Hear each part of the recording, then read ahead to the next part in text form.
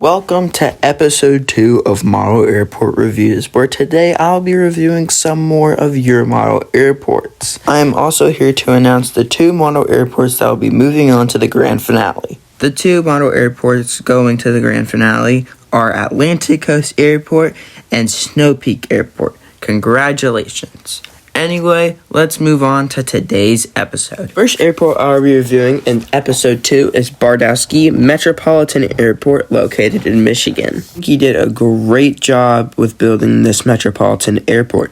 I love the nature, I love the runway, and I'm very curious to see, how do you get that terminal? Is it 3D printed or did you buy it? Because I'm very curious. Some things I like about his airport are, the terminal and the jet bridges, because they look super detailed. I also love their creativity with the nature, as it adds a reel of realism. At night, his airport lights up, which is a very cool touch, although I would recommend removing this tape and gluing the lights down instead, which will make your airport look more realistic. Some cool things that he wanted me to point out is how he has an A380 gate, which is very cool at a metropolitan airport, and also how he's added a windsock and an ILS box, which is very realistic. Some tips I'll give you is trying to be a little bit straighter with your taxi lines, although they do look very good.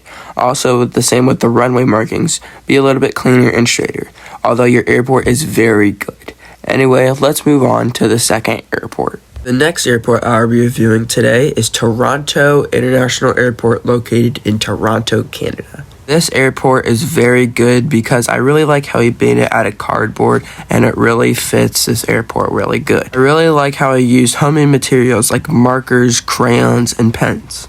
Some things I like about his airport is how he's used the Air Canada playset and all of the variety of airlines on his model airport, showing that this airport goes to a lot of different countries. I really like how he used crayons as the modeling grass, although you can also buy some modeling grass from your local hobby store or on Amazon. Another tip is make sure you're outlining your taxi lines, which will make your taxi line stand out very well.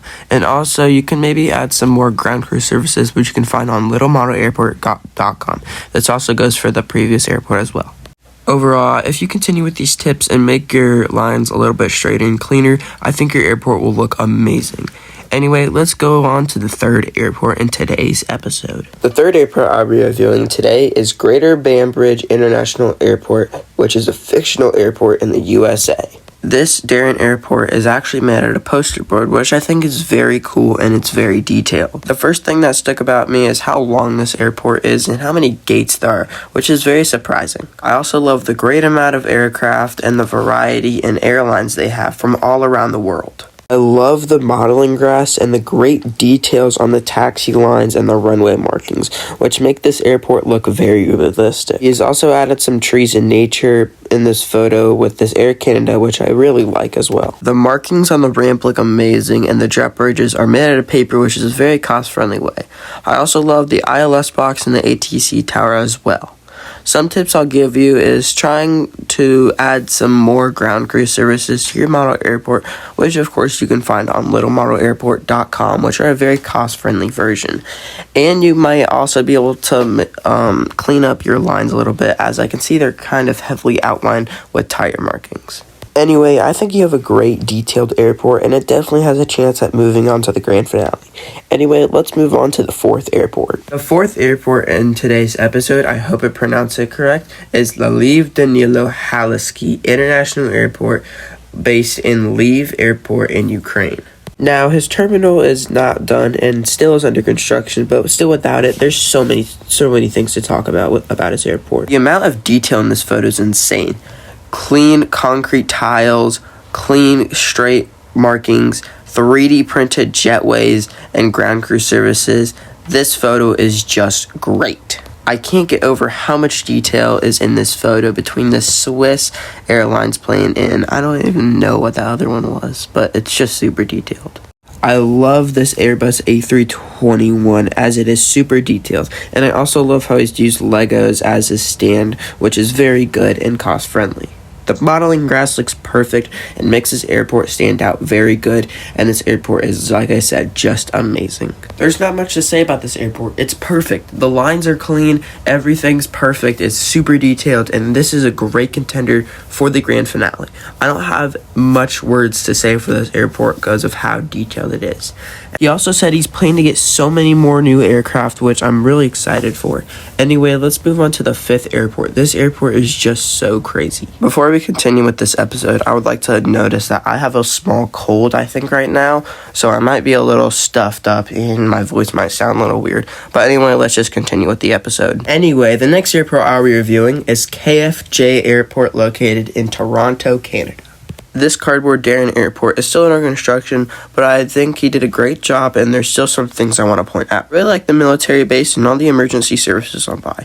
And guys, where do you get these jets? Because I've always seen them everywhere, and I wonder where you get them, because I really want them. Anyway, I really like how he added this UPS hangar, which is really cool, and I also like the gates that are made out of cardboard. Even though this photo is really detailed and it looks good, there's still a bunch of things I want to point out. First of all, try not to be rude here, but 6'7" is not a runway marker. The numbers on the runway coordinate to what degree they're at. So 27 would be 270 degrees.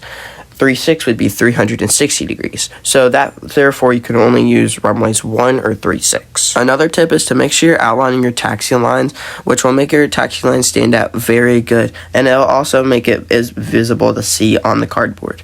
You can also maybe invest in some modeling grass and some paper ground crew services on littlemodelairport.com, which are, by the way, free. Even though it sounds like I gave you a lot of tips, I think your airport still looks good no matter what. All airports look good no matter what. Anyway, let's move on to the next airport. Next airport I'll be reviewing is Chicago Barrington International Airport, which is just west of Barrington, Illinois in the USA. This airport has a Lego terminal and it looks really good. His ground markings look straight and clean, although I would recommend outlining your taxi lines. He has a great amount of American carriers, and I think that really fits the American theme. Some things I would add to your model airport are maybe some modeling grass, which will make your airport look very good, and also add some GSC, but I do know that you will be adding that in the future, which is really cool. There's not much to say about this airport. It's clean and basic, but it's also detailed, and I do think you have a possible chance at making it to the grand finale.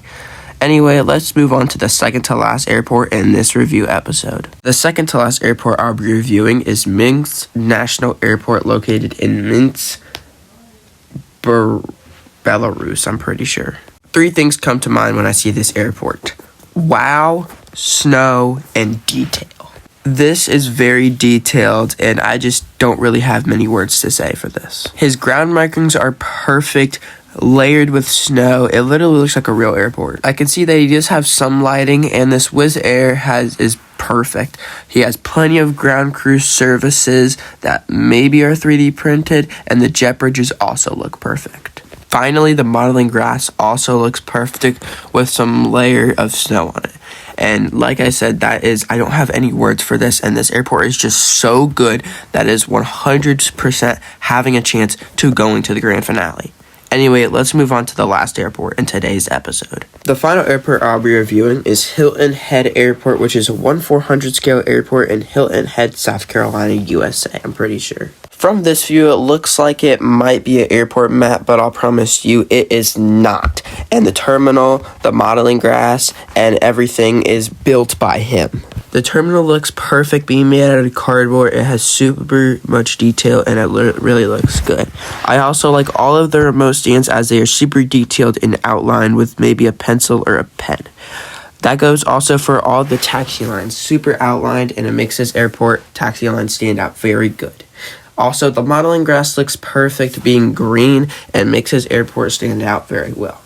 I saw in this photo that you have added water, and I'm pretty sure if you do go to like Hobby Lobby or your local craft store, they may have fake water that you can put down or something like that, but I don't really know. And finally, the concrete tiles look good as well, making his airport super detailed. And before this video ends, guys, I need one more airport that I'll be going to the grand finale from episode 1. So go back to episode 1 and find one more airport that I'll be going to the grand finale. Also, comment down 3 airports that you think should go to the grand finale from this episode. Anyway, we'll see you guys in the next video. Peace.